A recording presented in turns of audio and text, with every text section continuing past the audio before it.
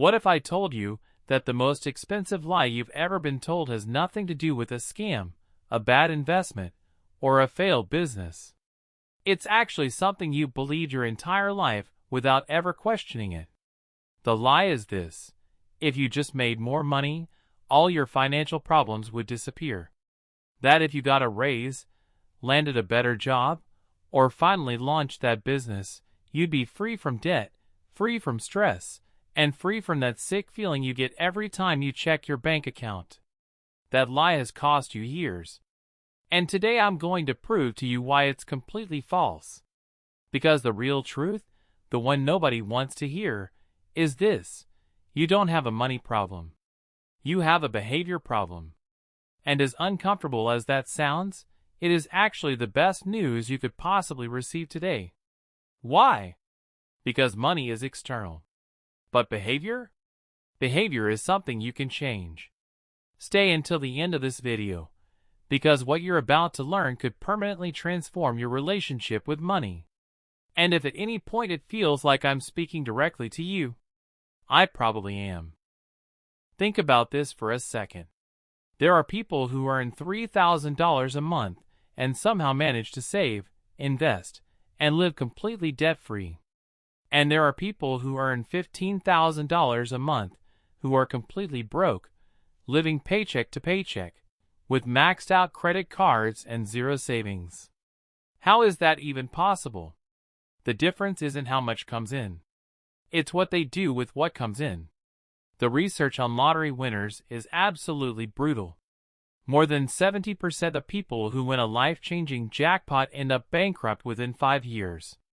Not because the money disappeared on its own, but because their behaviors, habits, and mindset didn't change along with their bank balance.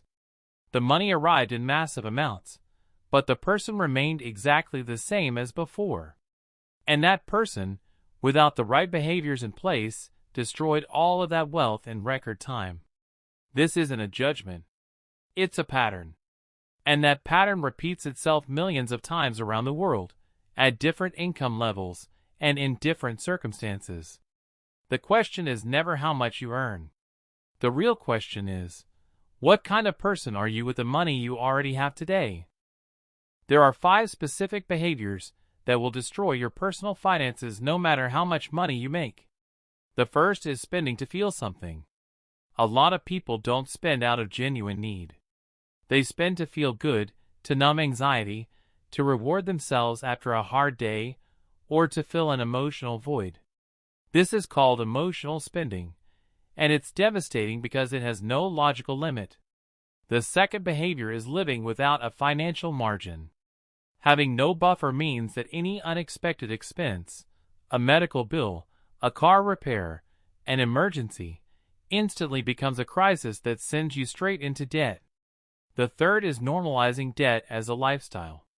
When you can't imagine functioning without credit, you're no longer using debt as a tool. Debt is using you. The fourth behavior is having no system at all. No budget, no categories, no tracking. Just spending and hoping it works out somehow. The fifth and most dangerous behavior is constant comparison.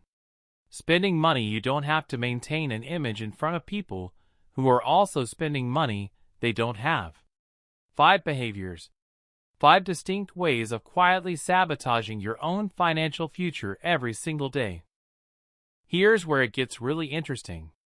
Why do we do this? Why do intelligent people, people who know perfectly well that spending more than they earn is a problem, keep doing it anyway? The answer is deeply rooted in psychology. Your brain was not designed to make optimal long-term financial decisions. It was designed to survive in the present, to seek immediate rewards and avoid immediate pain. That worked perfectly when we were hunters and gatherers trying to make it through another day. But in the modern world, that same instinct drives us to buy things we don't need, with money we don't have, to impress people we don't even like that much. And on top of that, the entire modern environment is specifically designed to exploit those psychological weaknesses. Stores, shopping apps, social media algorithms, credit systems, All of it is optimized to make you spend more and think less. You're not failing because you're weak or undisciplined. You're failing because you're fighting a highly sophisticated system with tools nobody ever taught you how to use. Awareness is the very first step. Understanding why you behave the way you do with money is what finally gives you the power to change it. There's a moment in the lives of many financially successful people where everything shifted. It wasn't when they got a raise. It wasn't when they inherited money or launched a profitable business. It was when they made a deep internal decision. The decision that enough is enough. That living paycheck to paycheck is not acceptable. That reaching 50 years old with no savings is not going to be their story. That moment looks different for everyone. For some, it's a bill they simply cannot pay. For others, it's watching their parents retire broke and suddenly realizing they're on the exact same path. For others, it's simply the exhaustion of money being a constant source of stress, shame, and anxiety every single day. But every single one of those moments has one thing in common. The person stops looking for more income as the magic solution and starts looking inward instead. They start asking, what am I actually doing with what I already have? Are my daily decisions moving me closer to or further from the life I want? Who do I want to be financially in 5 years? Those questions are uncomfortable, but they are the ones that start real, lasting change. And if you're here, still watching this video right now, something in you is already ready to ask them. Transforming your financial behavior doesn't require infinite willpower or extreme discipline. It requires a system. And that system stands on 3 fundamental pillars. The first pillar is awareness. You cannot improve what you don't measure. You need to know exactly how much comes in, how much goes out, and where every single dollar goes. Not so you can feel guilty about it, but so you have absolute clarity. And clarity is power. The second pillar is intention. Every dollar you have must have a name before you spend it. This is called a zero-based budget, and it's the tool used by people who truly control their money. It's not about restriction. It's about direction. The third pillar is automation. The best financial habits are the ones that don't depend on your motivation level on any given day. Automate your savings.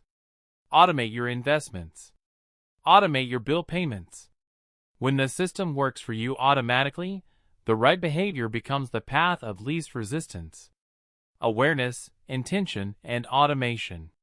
3 pillars that together create a financial structure that works regardless of how much you earn. Build the system once, and let it do the heavy lifting for you. This is the step that most personal finance books completely skip. And it might be the most important one of all. It's not enough to change what you do with money. You have to change who you believe you are with money. If deep down you believe that money isn't for people like me, that you've always been terrible with finances, or that nobody in your family knows how to save, those beliefs will quietly sabotage every single technique you try to apply.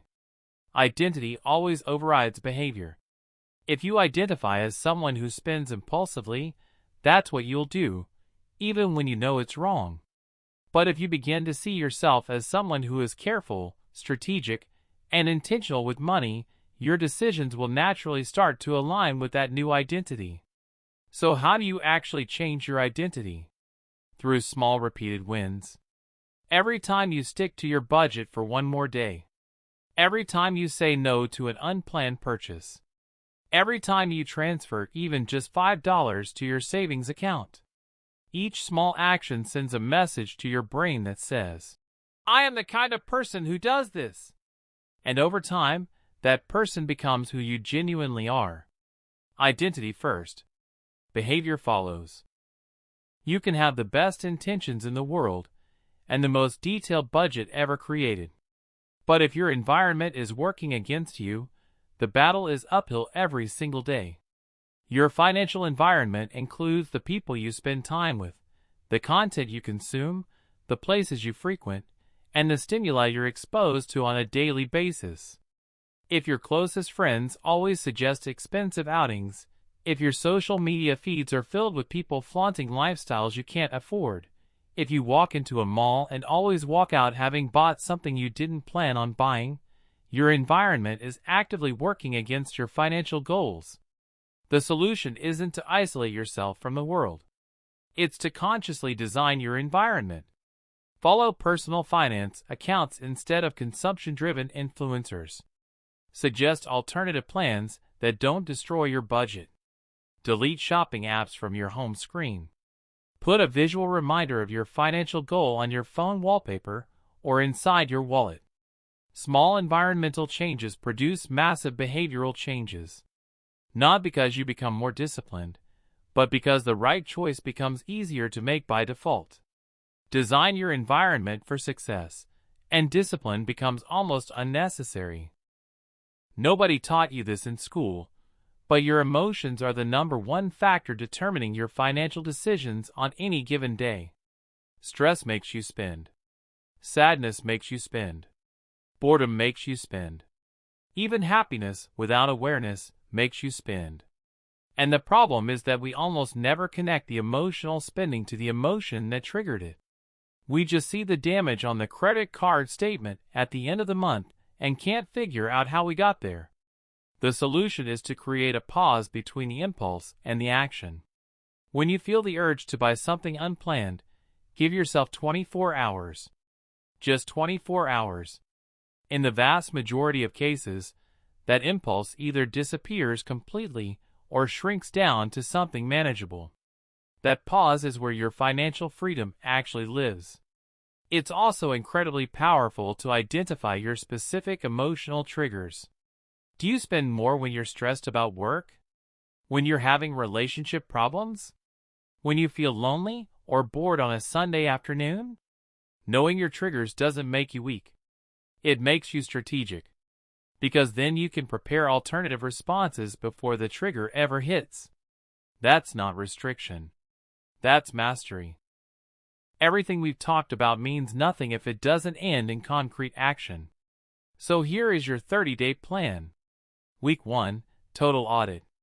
Review every single expense from the last 60 days. No judgment. Pure observation.